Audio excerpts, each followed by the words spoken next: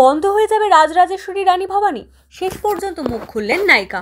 বন্ধ হয়ে যেতে পারে ধারাবাহিক রাজরাজেশ্বরী রানী ভবানী, এমন জোর গুঞ্জনে উত্তাল ছিল টেলিপাড়া। সম্প্রচারের সময় পরিবর্তনের পর থেকেই এই জল্পনা বাড়তে থাকে। তবে বৃহস্পতিবার গুজবে মুখ খুললেন ধারাবাহিকের মুখ্য অভিনেত্রী রাজনন্দিনী পাল। তিনি জানান, ধারাবাহিক বন্ধের খবর পুরোপুরি ভিত্তিহীন এবং চ্যানেল তার সঙ্গে এই নিয়ে নিয়মিত কথাবার্তা বলছে। অভিনেত্রী জানান, তিনি প্রতি বৃহস্পতিবার টিআরপি তালিকা প্রকাশের পর চ্যানেল কর্তৃপক্ষের সঙ্গে আলোচনা করেন।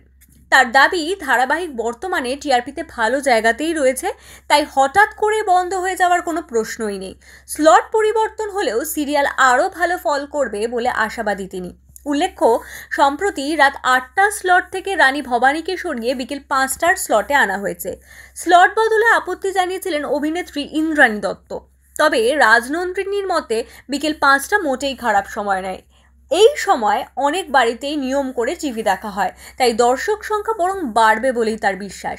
এদিকে সিরিয়ালের গল্প বর্তমানে গুরুত্বপূর্ণ অধ্যায়ে প্রবেশ করছে। রানী ভবানী ও সিরাজউদ্দৌলার ঐতিহাসিক সংঘাতের কাহিনী ঘিরে দর্শকদের আগ্রহ বেড়েছে। রাজনন্দিনী জানান, ইতিহাস জানা দর্শক যেমন দেখছেন, তেমন প্রথমবার টিভিতে রানী ভবানীর গল্প দেখছেন এমন দর্শকও ধারাবাহিকের সঙ্গে যুক্ত হচ্ছেন। তাই ধারাবাহিক বন্ধের সম্ভাবনা আপাতত নেই বলেই দাবি তার।